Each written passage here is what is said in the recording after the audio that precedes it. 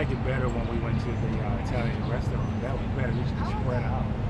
Yeah, there was a strip mall where they turn, right when you turn to go down that street to get to his golf course. There's a strip mall there. It's an Italian restaurant. Yeah, and they just use the Wi-Fi. They would bring out all the electrical so we can plug in. Yeah, you can spread out. Now you got now you got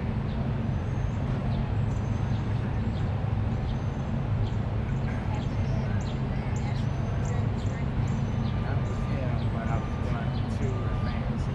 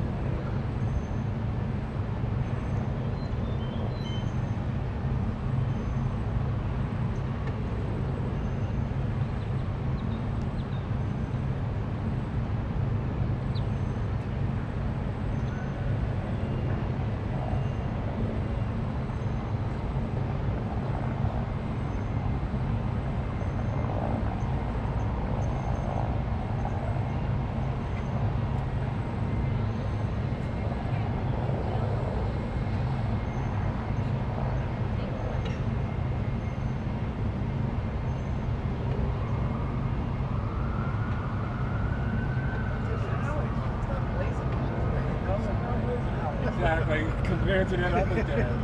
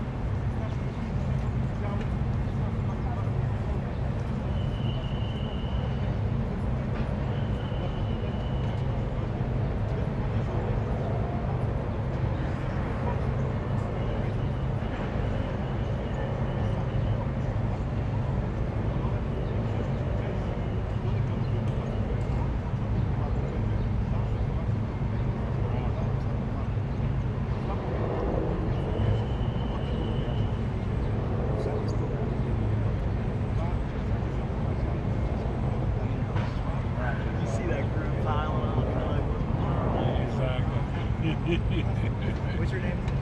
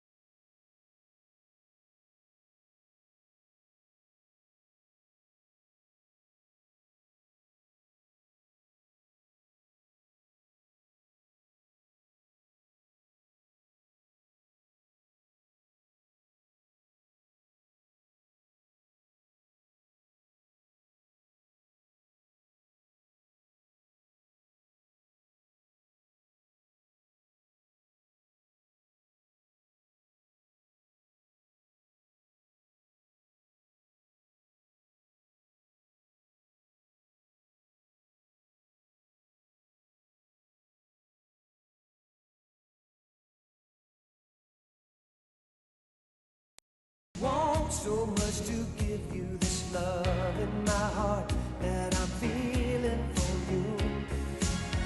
Let them say we're crazy, I don't care about that. Put your hand in my hand, baby, don't ever look back. Let the world around us just fall apart. Baby, we can make it if we're heart to heart.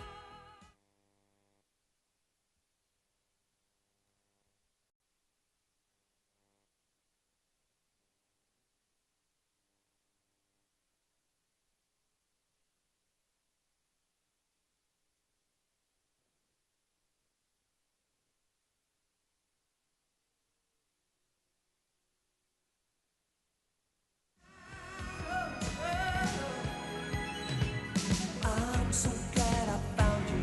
I'm not gonna lose you.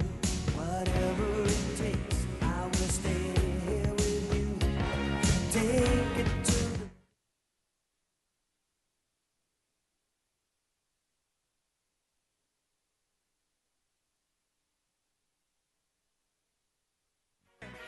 Cause you're in a new town, there's no need to be unhappy, young man. There's a place you can go, I said, young man. When you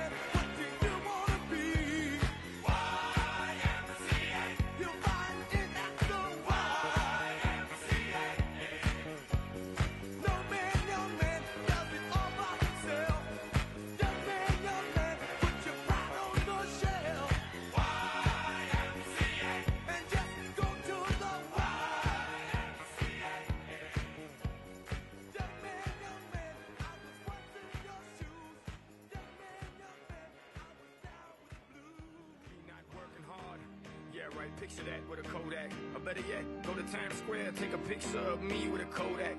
Took my life from negative to positive, I just want y'all to know that. And tonight, let's enjoy life. Pitbull, Naya, Neo, that's right. I want all of you tonight. Give me everything tonight. For all we know, we might not get tomorrow. Let's do it tonight. What they say, oh, what kills them, nothing is enough to let. Let's do it I tonight. want you tonight, I want you tonight. Grab somebody sexy, tell them, hey, give me everything tonight. Give me everything tonight. Give me everything tonight. Give me everything Take tonight. advantage of the night, cause tomorrow I'm also due battle, perform for a princess. But tonight, I can make you my queen and make love to you endless. It's insane the way the name growing, money keep flowing. Hustlers moving silent, so I'm tiptoeing. So keep blowing, I got it locked up like Lindsay Lohan. Put it on my life, baby. I make it feel right, baby. Can't promise tomorrow, but I promise tonight. Excuse me, and I might drink a little more than I should tonight. And I might take you home with me if I could tonight. And maybe I'ma make you feel so good tonight. Cause we might not get tomorrow. Tonight, I want all of you tonight. Give me everything tonight. For all we know, we might not get tomorrow. Let's do it tonight. What they say, oh, what kills them, nothing is enough to let. Let's do it tonight. I want you tonight, I want you tonight. Grab somebody sexy, tell them, hey, give me everything tonight. Give me everything tonight. Give me everything tonight. Give me everything. Reach for the stars, and if you don't grab them, at least you fall on top of the world. Think about it, cause if you slip, I'm gonna fall on top of your girl. What I'm involved with is deeper than the Masons, baby, and it ain't no secret. My family's from Cuba, but I'm an American. I don't get money like secrets. Put it on my life, baby. I make it feel right, baby. Can't promise tomorrow, but I promise tonight, darling. Excuse me, and I might drink a little more than I should tonight. And I might take you home with me if I could tonight. And maybe I'ma make you feel so good tonight.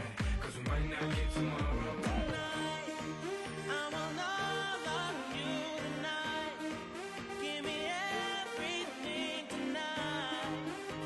For all we know, we might not get tomorrow. Let's do it tonight. What they say, oh, what kills them, nothing is enough to let. Let's do it tonight. I want you tonight, I want you tonight.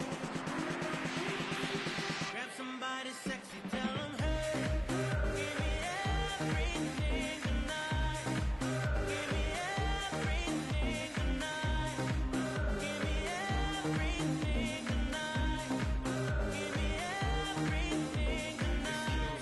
Excuse me, and I might drink a little more than I should tonight.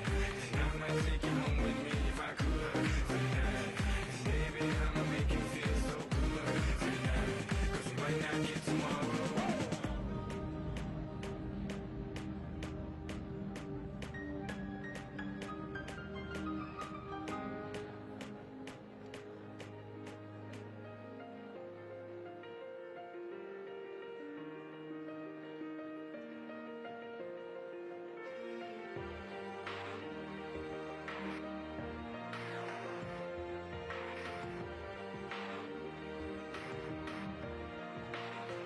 Yeah, you can be the greatest, you can be the best, you can be the King Kong banging on your chest. You could beat the world, you could beat the war. You could talk to God, go banging on his door. You can throw your hands up, you can beat the clock. You can move a mountain, you can break rocks. You could be a master, don't wait for luck. Dedicate yourself and you go find yourself. Standing in the Hall of Fame, Yeah, and the world's gonna know your name. yeah. 'Cause you burn with the burst flame.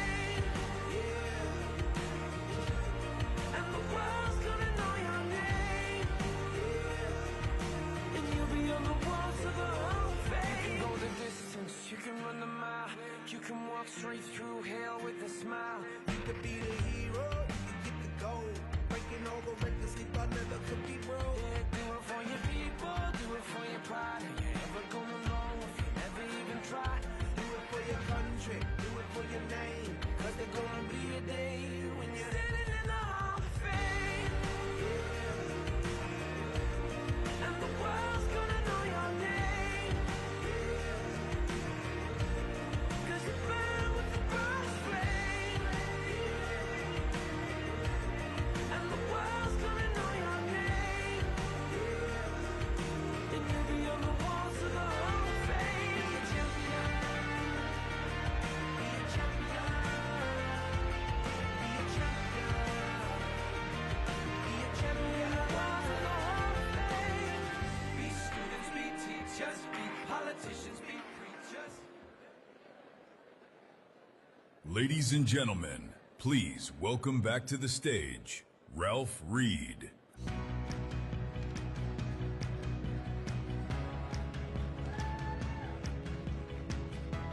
Are you guys ready? I know he's ready, but I'm going to give him a proper introduction because this man, our next speaker, is no stranger to this conference or this stage. In fact, today marks his 10th appearance at the Faith and Freedom Road to Majority Conference. He has been here as a private citizen, as a candidate, and we are pleased to welcome him back today as President of the United States. With the seal back on the podium where it belongs, amen? This is a man who alone, among all the leaders that we have had, gave us the most conservative Supreme Court in over a century.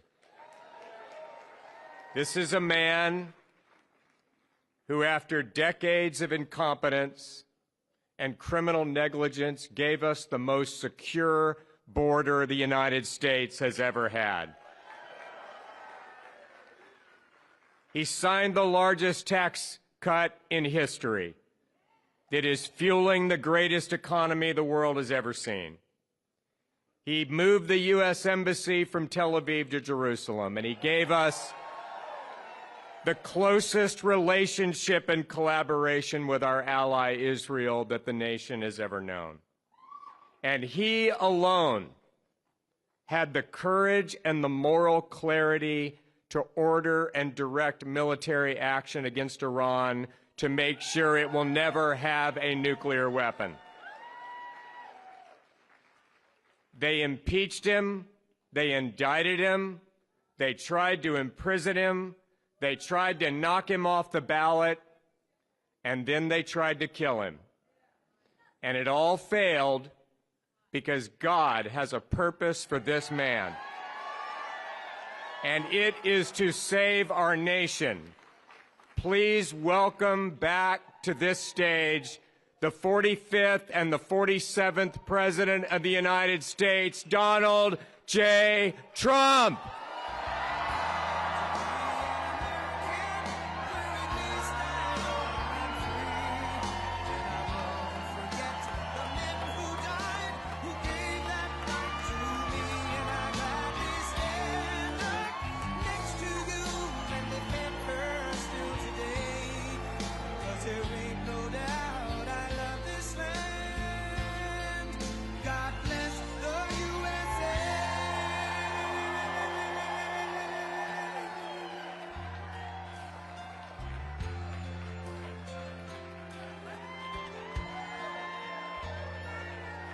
From the lakes of Minnesota to the hills of Tennessee, across the plains of Texas, from sea to shining sea, from Detroit down to Houston, and New York to LA, where there's pride in every American heart, and it's time we stand and say that I'm proud to be an American, where at least I know I'm free. And I won't forget the men who died, who gave that right to me, and I gladly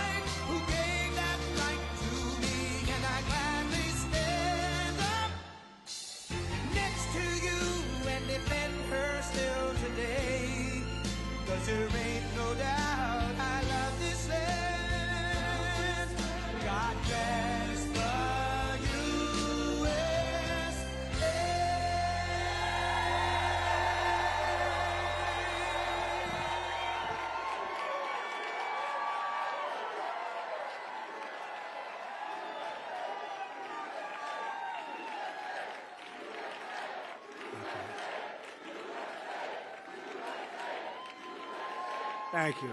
Thank you very much. And I want to thank Ralph for the introduction. He's a great guy and friend of mine for a long time. And thank you to all of the true American patriots of Faith and Freedom Coalition. You've been with me from the beginning, and pretty much like nobody else, I don't think can top you. You were just great right from the beginning. You got it. You understood what we had to do, and we got it done, and we're continuing to get it done at levels that nobody's seen before. With the help of many people in this room, 18 months ago, we won the most consequential election victory in American history. Winning all 7 swing states, the Electoral College by 312 to 226, the popular vote, and 86% of all counties in America, 2,700 to 525. That's called a big victory. The Faith and Freedom Coalition was with us every step of the way. You knocked on 97 million doors. It's true. Ralph actually told me 10 million, so I had checked. It was 9.7 million. You reached 18 million voters. Think of that. Voters of faith. You sent 28 million text messages and made 10 million phone calls to help us win a mandate like no other administration in modern history. It was a mandate like we have not seen before. And together we saved our country, and we saved religious freedom in America. We saved religious. It was going down. And you've always stood with me, and I will always stand with you. I'll always remember it. I'll always remember how hard you worked and your spirit. I especially want to thank Pastor Paula White, who's with us. Paula, wherever you may be. Thank you, Paula. Great person. Director of the White House Faith Office, Jenny Korn. Terrific. Jenny, thank you very much. Bishop Kevin Koberis. Where is Kevin? Thank you, Kevin. Good job. Nice-looking man. President of the National Hispanic Christian Leadership Conference, Pastor Sam Rodriguez, who's been with me from the beginning. This place is crowded.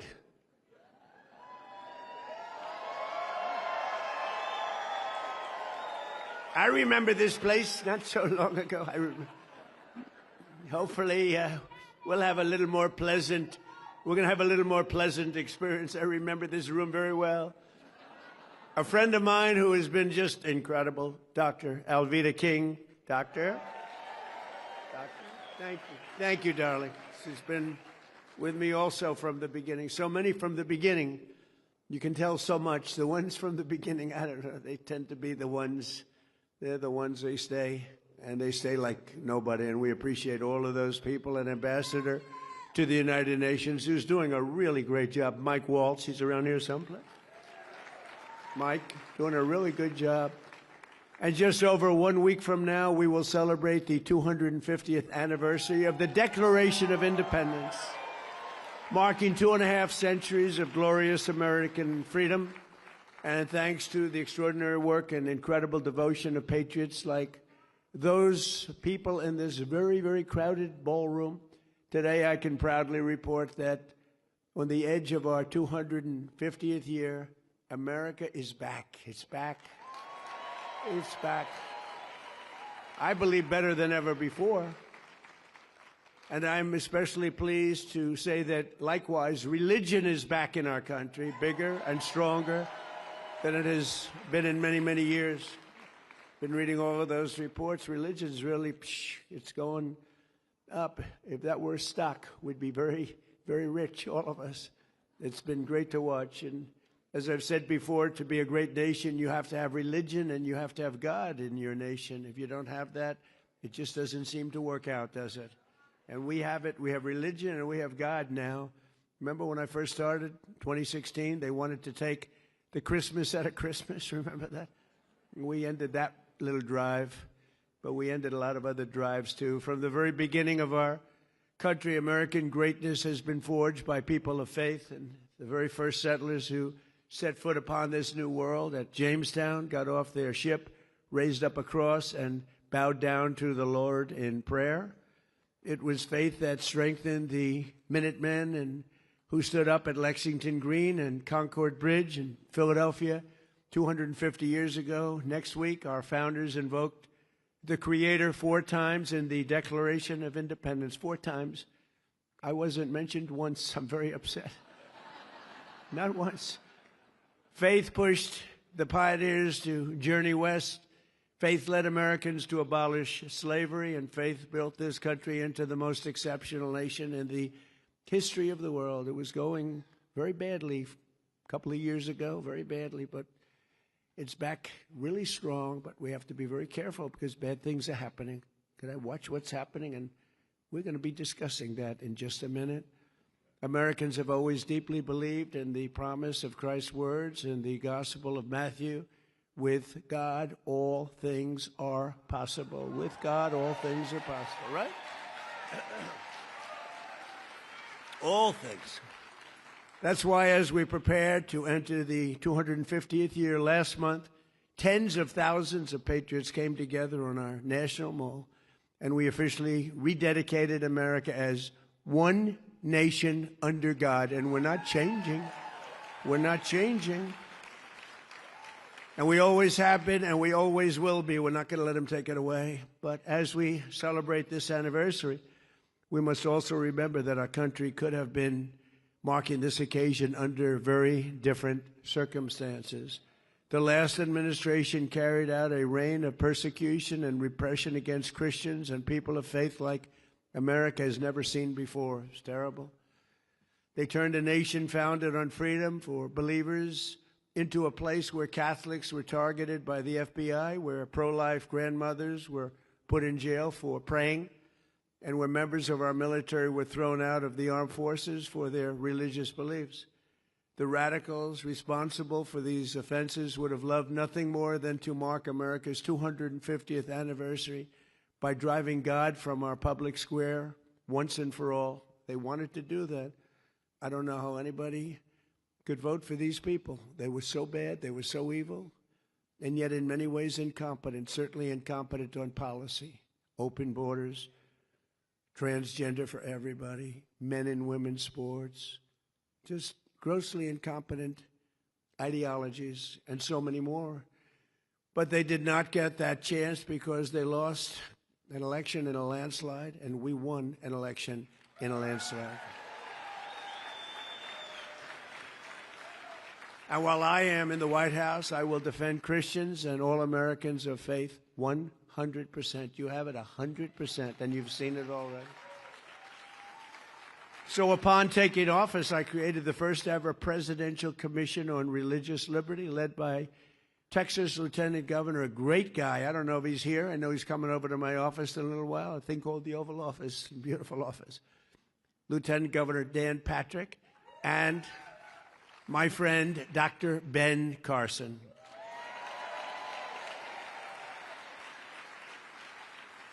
I don't know, so many people in this room, I don't know if they're here, they may be here, but they're two great people.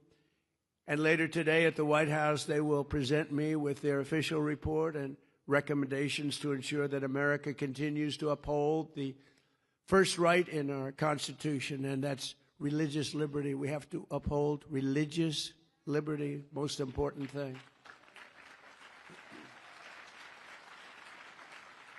On day one of my administration, I ended the weaponization of law enforcement against religious believers. You know that.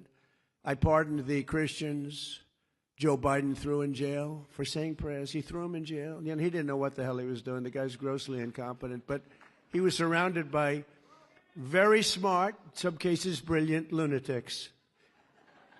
I got rid of the sinister Johnson Amendment so that pastors can speak the truth at their pulpits.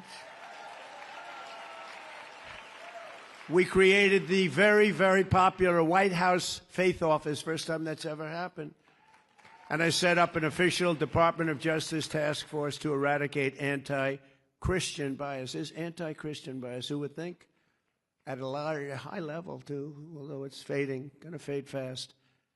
That task force just produced a new documentary revealing the abuses of religious freedom that they uncovered. It's called By Dawn's Early Light, and it's out right now, and it's really supposed to be, I have not seen it, I cannot tell a lie, I have not seen it, but I've heard about it, and I hear it's great, and I will see it I hope soon. I also signed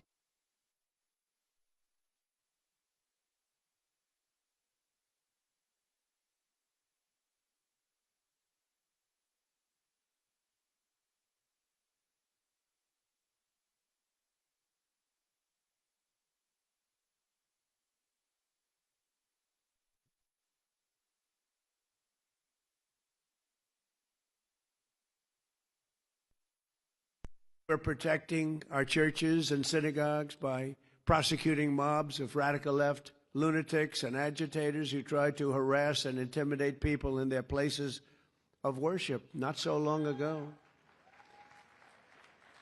And to help parents send their children to schools that share their values, I signed the largest expansion of school choice in the history of our country, including in Texas.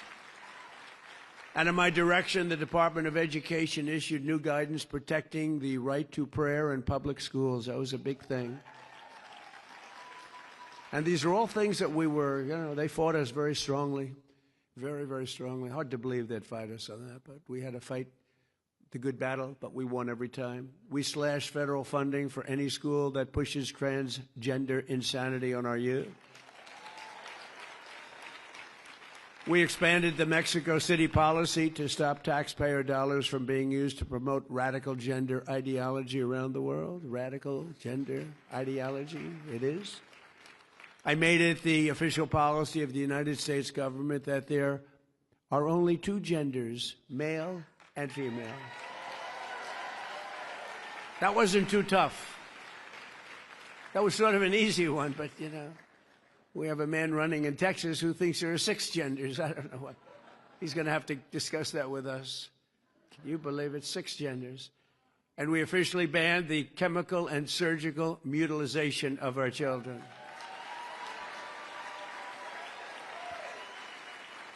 And now we have to pass the Save America Act to protect our sacred American elections. Have to pass it.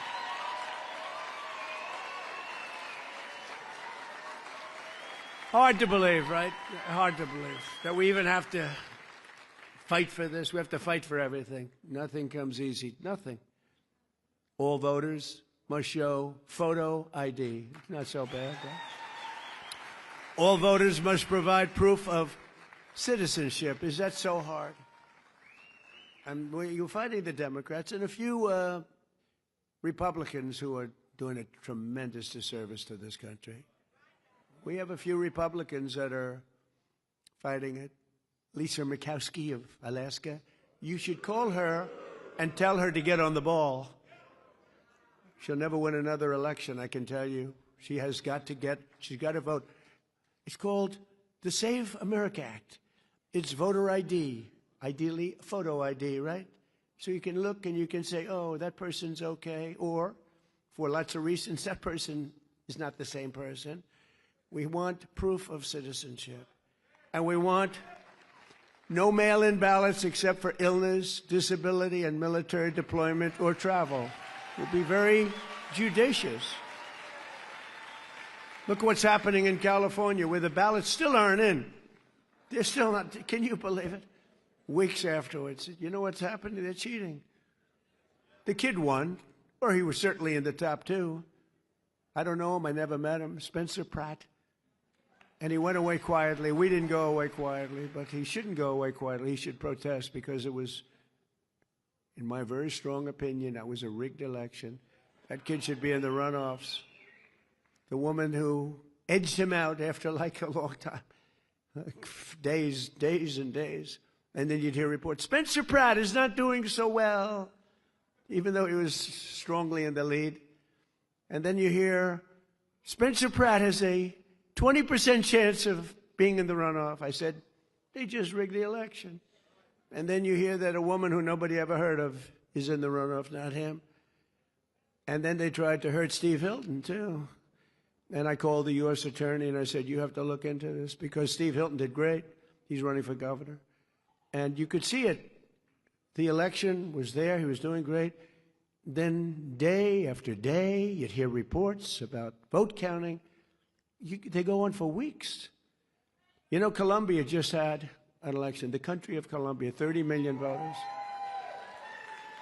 And I endorse. I'm endorsed. We do so well with endorsements, like almost 100% success. But I endorse somebody running, LT Gray. LT Gray. I liked him. You know why? Because he likes me. I don't know. He used to talk about Trump.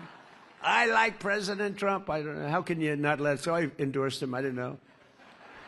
He was in way down the list. He was not going to win. No chance of winning. I endorsed him, and he won. Did he just announce he won? But think of it. They had 30 million votes. By 9:30 in the evening, every single vote was counted, and there were no complaints. He won. Every vote was counted. Here we are in California. They're going to go for weeks and weeks and weeks. And you know what they do? They cheat. How many votes do we need? How many votes? That's why they take their time. How many votes do we need? Okay, here they are. Honestly, it's terrible. We're a third world country with elections. And we will also enshrine a permanent law that says very easily and succinctly, no men in women's sports and no transgender surgery for our children. Never forget, if the radical left ever gets the chance, they will bring all of this insanity right back at levels that you've never seen before. You will never have seen anything like it if they ever get their chance. And they're trying like hell. I call them the Democrats. I exchanged an E for a U. The Democrats. And it's trending #1, the word Democrat. I just can't believe I didn't think of it 9 years ago. I should have thought.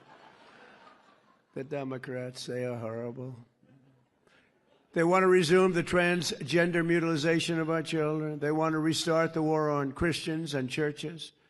And as you saw with the communists elected in New York City recently, they're communists, they're not social democrats. They want to completely destroy the traditional American way of life. Communism is very easy to sell. It destroys everything, but it's very easy. I'll be honest, I think I'd be the greatest communist in history. I'd give free rent. Ladies and gentlemen, from now on, you don't have to pay any rent. From now on, anybody wants a house, don't worry about it. Just pick the house you want. Everybody gets free food. Everything is free from this point forward. Everyone's going to vote for me. The problem is, after 2 or 3 years, the country is a disaster area. The country fails. They always do. It always does. So easy to sell. That first year, boy, you're the most popular. It's happening right now in New York and California. But you'll start living in squalor. You'll live in squalor. There will be no food. There will be no housing. There will be no military. There will be no law and order. There will be no nothing. There will be no nothing. You'll be a third world inhabitant in every way, and everyone will suffer or die. You'll suffer or die. That's what happens. For thousands of years it's been happening by different names. Thousands of years. I'm telling you, I'd be the greatest communist in history. It would be so easy. You wouldn't have to work. You could stay home. The problem is a couple of years go by, the whole place collapses. Always does. Always has. But I'm sorry to say, but assassinations of those who oppose them is a very important element of their ideology. Assassination's a big deal for them. They're animals. They're animals. In many cases, they're not smart, but in some cases, they are. It's easy for them to get followers because they make promises that they know they can't keep, and the Democrats aren't fighting back. That's why they're dumb. They're not fighting back. They're afraid. I watch Schumer. He's afraid to fight. I watch guys that are pretty normal, and guys that we oppose, they're afraid to fight. The Democrats have taken a tremendous turn left, and many of these people, I looked at some of the people that got elected the other night in New York. These are, in many ways, stupid people. In some ways, and intellectually, probably pretty smart. But they're people that want to destroy our country. They hate our country. They hate our people. They hate the Democrat Party. The Democrat Party is in big trouble because this isn't stopping with New York. This is going on. It's too easy to get elected. Giving everything away. Too easy to get elected. Very dangerous. But you'll soon have nothing left. That's the problem. In many ways, they're allowing them to just go their own way, do your own. We don't want to take a chance on saying anything bad because we're afraid we're going to lose our jobs if we do. They're afraid they're going to lose their election if they even think about saying anything bad about this new breed of sick people. They're not smart enough or tough enough to fight the plague that's happening. It's happening right before your very eyes. If they fought them the way they fight Republicans or the way they fight me, they'd be victorious. They didn't beat us, but they'd be victorious against the communists. But they don't have the courage to do so, so they're turning communists themselves. It's becoming a communist party. These are not social democrats. These are hardcore, godless communists. They're godless communists. All communists are godless. They don't believe in God. This is the most serious threat to our country since its existence, in my opinion, 250 years ago. This is a major threat to our country.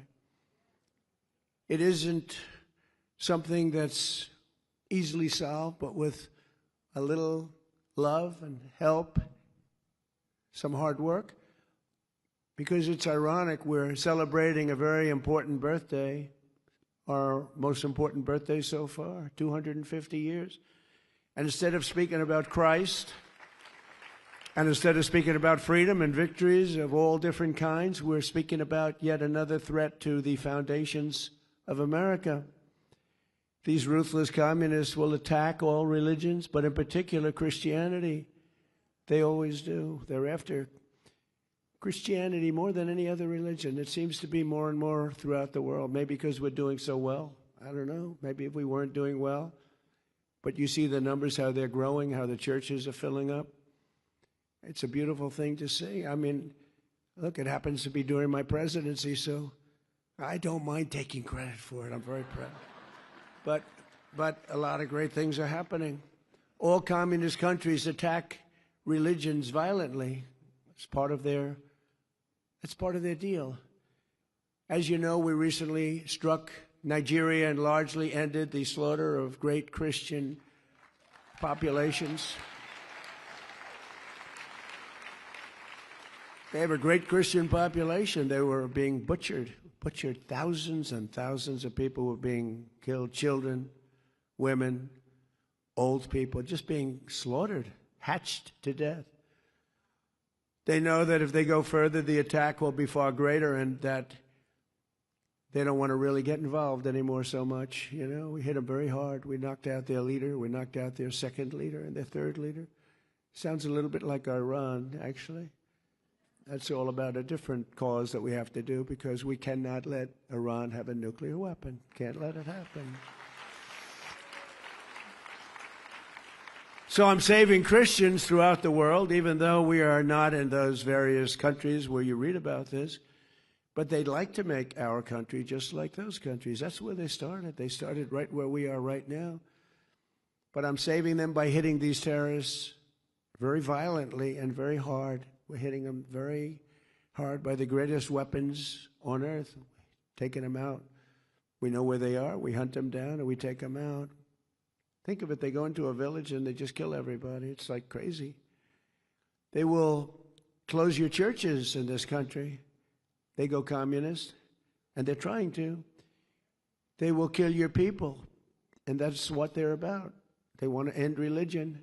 They have to end religion because their ideology doesn't work if you have strong religion, people like you that are so incredible and love our country so much and love God.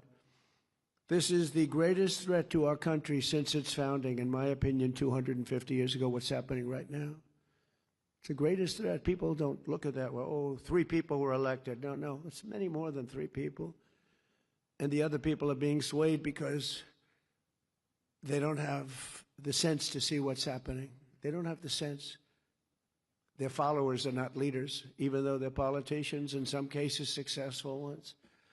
For the first time in history, the powerful Rent Stabilization Board, as an example, that sets rents in New York City, just happened today.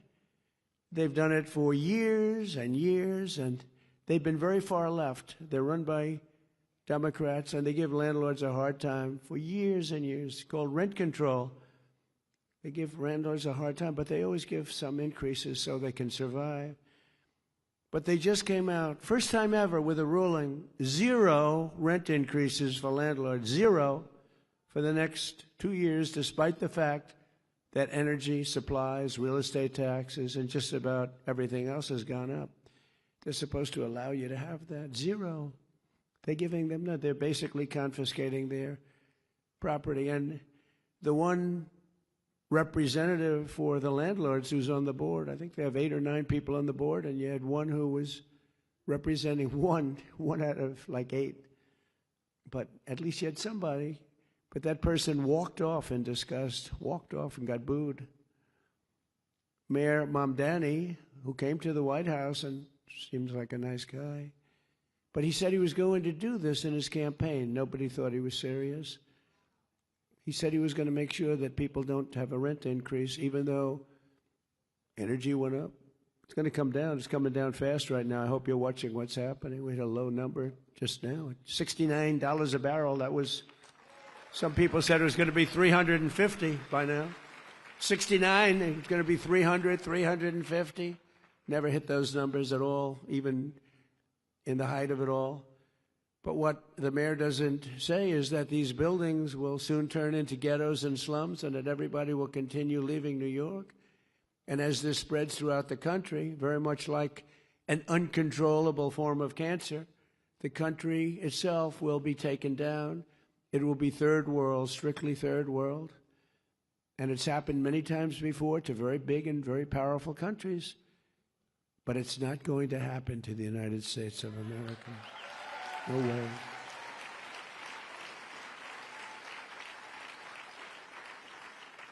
Because communism really is the past and freedom is the future. That's what we are. All we want is freedom. Freedom is going to be, freedom gets you everything. Everyone needs to get out and vote in the midterms. We have to win this election. This election is very vital. If we don't, everything that we've gotten so much. I mean, religious liberty, but we've gotten so much. Our military is the strongest in the world. I built it during my first term, strongest in the world. And people respect us again. They respect us maybe like never before. We were laughed at a year and a half ago. We were laughed at. And now we're the most respected nation anywhere in the world. And in our 250th year, we will make our nation stronger and safer, better, more prosperous, and more faithful. Very important, more faithful than ever before. Today, we have the largest economy on earth. We're expanding at a degree and to a degree that nobody thought possible. They never thought what we're doing for the last year and a half. It's only a year and a half. What we're doing for the last year and a half, nobody thought was possible. We have the strongest military on earth. We have the most powerful technology on earth. We're winning on AI. We're winning with automobile manufacturing. Do you see how many plants are coming back into the United States? Tariffs. Tariffs.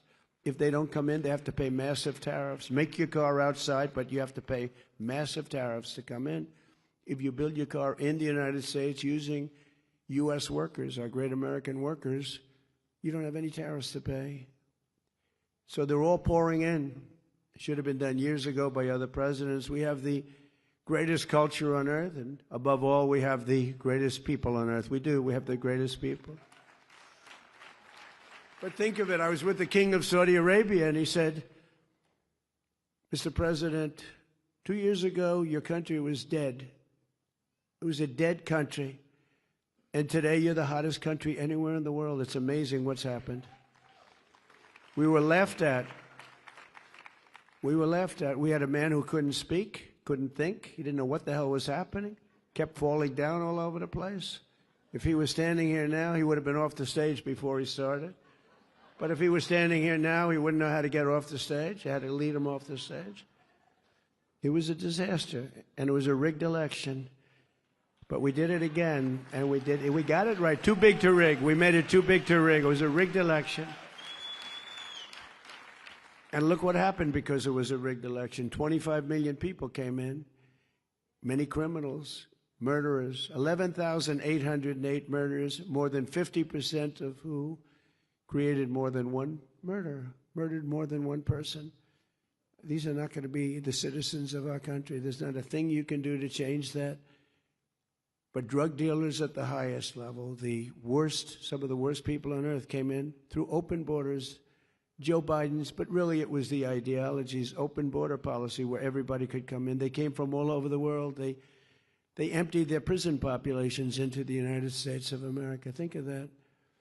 But we're getting them out. We're getting them out faster than anybody can imagine. And we're going after the bad ones first. We're getting them out. Last week, we signed a historic agreement to accomplish what no president has ever been able to accomplish before, that Iran will never have a nuclear weapon. We're not going to let that happen. And thanks to the power and skill of the United States Armed Forces, Iran today has no Navy, no Air Force, no anti-aircraft capability, no radar, virtually no manufacturing. Their drone capacity has been cut by 82%. Their missile capacity has been cut by 80%. Their rocket launchers have been cut by 90%. Their leadership has been killed a first time, and their leadership has been killed a second time. And nobody wants to be the leader of Iran anymore. They said, who would like to be the president? And everyone said, no, thank you. It's amazing. And then the fake news, like the New York Times, which is a failing publication. But the fake news, ABC, so bad. ABC television network, fake ABC, NBC, CBS, CNN. They actually said for a little while, it didn't play well, that Iran was much stronger today than it was 4 months ago. Think of it. They have no Navy. They have no... They said they're stronger. They're dying to make a deal. They're giving us a lot. This should have been done over the 47-year period that they've reigned with terror. And that's what they did. They reigned with terror. When you see a young man or woman walking around without legs or without arms or a face that was obliterated, it happened from the roadside bomb. That was created, the creation of General Soleimani, who I killed in my first term, and that was a big killing. He was a mad genius, but he was going to knock out 5 of our military installations. I found out about it. And in all fairness, Israel was supposed to do it with us, and the night before that took place, we heard from Israel that they will not be doing it. They don't want to do it. And I said to a couple of generals that we had, who were very good, I said, what do you think, generals? Can we do it? Because we worked on it for 30 days, worked on it with Israel. They said, we'll do it, sir. Can we do it as well? We'll do it better. And he was dead the next day. He was dead in the valley of death. He died in the valley of death. We had him all. We knew when he was coming, where he was coming, how he was getting there. We knew everything, but we lost our partner. I don't blame him that much, to be honest with you, because it's tough stuff. But they told us the night before they won't be doing it. We did it ourselves, and we did it so incredibly well. We also took out the head of Iraq's ISIS division, and we took out both of them by luck with Iraq. But had he lived, because he was a brilliant general, very sick man mentally, but he was a brilliant general, it may have been a different story. I don't think so. I think we would have knocked the hell out of him whether he was there or anybody else was there. But he was a brilliant general. It was one of the biggest things ever to happen in the Middle East, the killing of Soleimani. People have said it's the biggest thing to happen in 100 years because he was a dominant force.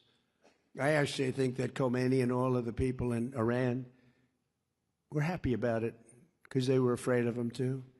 Over the past few weeks, the stock market and your 401ks skyrocketed upward like pretty much nobody's seen before. Oil prices are plummeting downward, and the world is a much safer place. We had to take that detour to knock out Iran. If we didn't do that, and we still have a fight. They have some capability, not much. They're not winning or anything, but they have some capability. They can still shoot. You know, they shot a drone yesterday at a big ship going into the Hormuz Strait. They shot 4 of them. We knocked down 3 of them. One of them, I guess, we didn't miss it. Nobody saw it coming. And it hit a ship and did some damage. But they can't do that stuff. But very soon we're going to be at $2.50 gasoline. You know, I was in Iowa making a speech the day before we did the attack. And again, we had to turn it around. Everything was going so well. It's like, you're doing so well. We have the best economy. Everything's great. And I say, I brought my people into the room, my financial people and other people. I said, listen, we just set a record in the stock market. We just set a record in every single thing, including 401ks. Your 401ks, most of you have 401ks, are at the highest they've ever been, everything. But this was true 3.5 months ago, before the attack.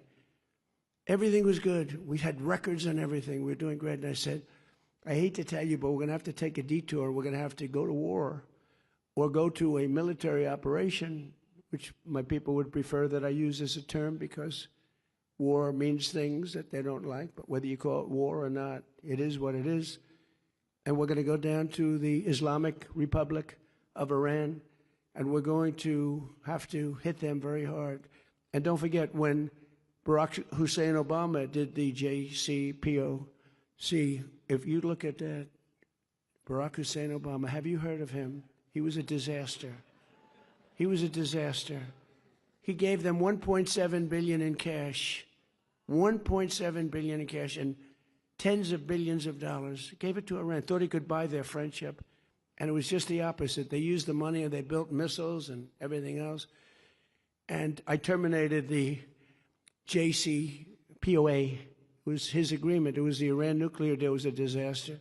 By the way, it expired a long time ago, but I terminated it long before it expired. If I didn't do that, Iran would have had a nuclear weapon. If I didn't send the B-2 bombers in 10 months ago, they would have had a nuclear weapon. We obliterated that nuclear dust. Very important. And then you wouldn't have Israel. Israel would be gone. I know you have a lot of good fans of Israel in this room. And Israel would have been gone, and probably the Middle East would have been gone. And they could have taken a shot. We would have wiped them out pretty quick, but they could have taken a chunk of us too. But in my first term, I created the greatest economy in the history of the world. The first term was a great success and rebuilt the military, did everything. But now we're blowing it away. We're doing much better this time. And again, we did have to make that excursion. How would you like to be given the best numbers we've ever had as a country and tell people, guess what, we're going to war? And nobody in the room knew what I was talking about because it wasn't their thing. And I said, we got to stop them from having a nuclear weapon. Because you want to see problems? Let a crazy country have a nuclear weapon. You'll see problems like you've never seen before. The stock market has set 73 all-time record highs since the election.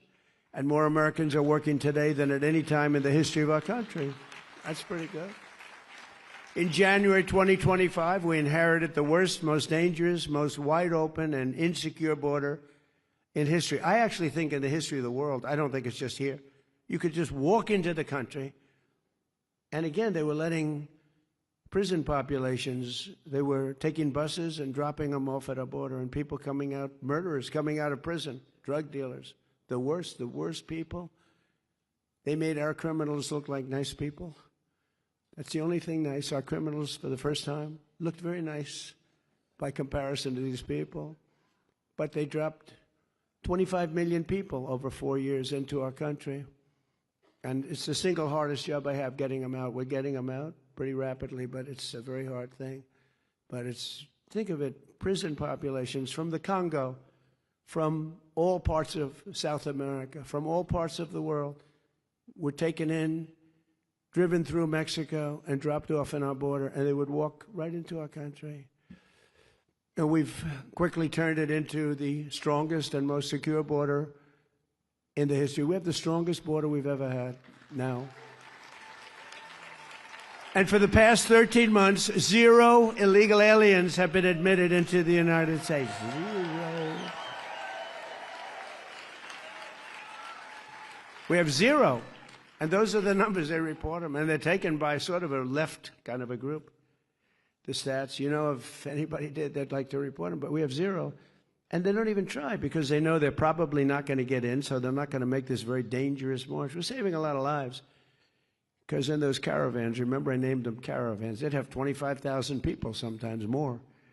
But they'd come up from South America and all through Mexico. They'd go all through. And they go through jungles. In Colombia, really tough jungles too, dangerous jungles. And women would die and women would be raped. Remember when I said they get raped, crime, murder, and everyone, my first speech, My first speech was controversial. When I announced I was running, everyone said, "What do you mean raped?" What I said was peanuts compared to what happened. And the women would come up and they'd die. They'd be raped. A lot of people would die on those caravans. The journeys up were, they call them journeys through hell, because they had to go through jungles. They had to go through very dangerous areas. And the people that got here would just walk right into our country. We had no idea who they were. Nobody would even stand there and check. They just came in. Come on in. Come on in. This was Sleepy Joe Biden's ideology that was forced on him by much smarter people than him that wanted to destroy our country because he had no clue. But with the help of our law enforcement heroes in 2025, we achieved the largest drop in the murder rate ever recorded in our country's history 125 years ago. Think of that, think of that. The year 1900, that was before my father. My father would hate me saying that because it's a long time ago, but that was before my father was born. I had a wonderful father and mother, and family. But the lowest murder rate in 125 years. Washington, D.C. is now one of the safest, most beautiful cities in the country. And just a little while ago, it was a killing machine. Think of that. A year and a half ago, Washington was a very unsafe city. Now it's one of the safest cities in the country. It's one of the most beautiful cities. Doug Burgum and myself and a whole group of people did a great job on the monuments and fountains. And the reflecting pool was so beautiful. They tried to destroy it. They cut it up with a box knife and tried to destroy it. And it's in great shape now. They're terrible. They're vandals. They've caught 6 of them, I guess, maybe more. They've got others in line to be caught. But we just inspected it. We'll fix it right after the 4th of July. Got to let the water out, just fix it. But we caught them. They would cut it, and they would grab this very expensive and very good material, totally waterproof, and they rip it. These people are sick. They ripped a scar 350 feet long through the side of the reflecting pool. These are the people we're dealing with. These are the people that want to destroy our country. But we've invested a record $1 trillion in the United States Armed Forces, and we're going this year for $1.5 trillion, all made in the USA. And something that's so exciting, the recruitment. You know, if you go back a year and a half, 2 years ago, you could not get anybody to join the Army, the Navy, the Air Force, the Marines, the Coast Guard, Space Force. You couldn't get anybody to join. They had tremendous recruitment problems, but now recruitment in every branch of our military is setting records. 18 months ago, we had tremendous shortages, and we couldn't fill them up. We were never going to fill them up. That included police and firemen. We couldn't get policemen and women. We couldn't get firemen and women. Anything with a uniform, because they were ashamed of our country, because we had people that were not respected. You have to respect the president. If you don't respect the president, you're going to have a problem. You're going to have a problem. They had no respect. And now we have waiting lists. Now you can't get into the military. Literally, we went from the worst recruitment numbers ever in 1 year to the best recruitment numbers ever. And it all started on that beautiful day, November 5th, right? A thing called Election Day. And as soon as we won, before I even got to do anything, those numbers started going through the roof. People love our country again, and they have spirit. You always loved it, but you were down, you were depressed. You were not feeling too good about our country, especially you as people with a great religion and a fervor for Christianity and religion. You should be depressed. You should have been, but now you're riding high. But we have to be careful. We don't want to lose it. We've got to win the midterms. We've got to win the election coming up, and we're gonna be in good shape. But you have to expose them. If you don't expose them, I mean, I stand here and I expose them. Some people don't do it right. They say they're going to get free rent. Well, that's okay to say, but everyone's going to vote for them, except for a few of the people in this room. But you have to say they're going to get free rent. But in 2 years, everything is going to collapse and you're going to live in squalor. When you say that, you can beat the free rent. You can beat the fact that they're going to take your house away and give it to somebody else, which is essentially what they'd like to do. But it's happened so many times over the years with really powerful countries, and we're not going to let it happen. So we have the strongest and most powerful military anywhere in the world. I built it in my first term, using it a little bit in my second term. And we're once again using it to defend America's interests and American values. Look at what happened in Venezuela. We have a great, and by the way, we're helping Venezuela. They had a tremendous earthquake, a lot of people killed, and unbelievable, right in Caracas. And we have a lot of people over there helping. But Venezuela's been fantastic. We've had a great relationship. It was a one-day war. We hit them so hard, and one-day war. Now we've taken out millions of barrels of oil, and we've paid for the war many times over. But just as importantly, they are doing better than they've ever done. They're making more money than they've ever done. They've never made the money that they're making now. And it's really, I mean, outside of what happened last night with the terrible, that was terrible what happened. It was a big earthquake, knocked down buildings. But outside, it was really, it's a happy country again. The people are happy. They're dancing in the streets. The people running it are doing a very good job. The United States has never been stronger. We have never been wealthier. We've never been prouder to be an American. Since 1776, America's story has been a tale of freedom, overcoming oppression, good defeating evil, and faith overcoming every challenge and every foe. We had everybody was winning, and we're going to continue stronger, maybe stronger. One generation, think of it, just one generation after our war of independence, the British tried, and they really tried hard to conquer America in the War of 1812. That didn't work out too well. But they failed, and the cause of freedom won, and it continues to win. The War of Survival ultimately gave America our national anthem and our Star-Spangled Banner. Many Americans know the story of Francis Scott Key writing the words of the anthem, and watched the flag under attack, and he wrote those beautiful words. But what few realize is that the very same poem also inspired our national motto. The fourth verse of the song ends in these words, and this be our motto, in God we trust. In God we trust.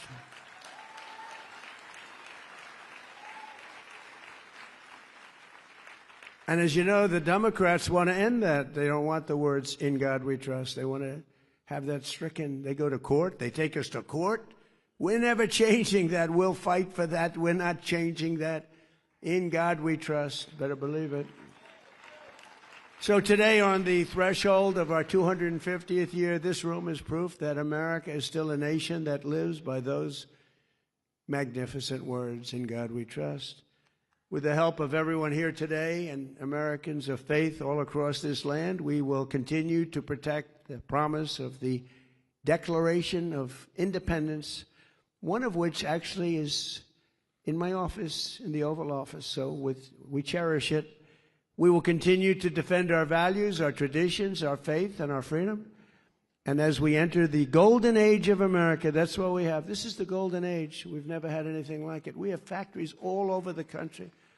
We have car plants, AI plants, all sorts of plants. Our businesses are expanding. Our numbers are unbelievable. Remember that we've never had a year with so many number one stock markets. Good to have number one, because that affects everybody. That means jobs. That means success. That's good, as we said, for your 401ks. It's good for your stock investments. Everyone's doing well. We have a country that's just the hottest. It just is so hot. And I'm working really hard to make it even better. We're going to get rid of some of the flaws. We're going to make it even better. But the biggest thing we have to do is we have to stop this horrible thread of cancer that's permeating our country called communism. We have to stop it, because that's what it's about. That's what they want to do quietly. And we ask that God will continue to bless the United States of America, and God will bless the United States of America because of people like you. Thank you very much, and happy Independence Day, everybody. Thank you. Thank you very much. Thank you. Thank you.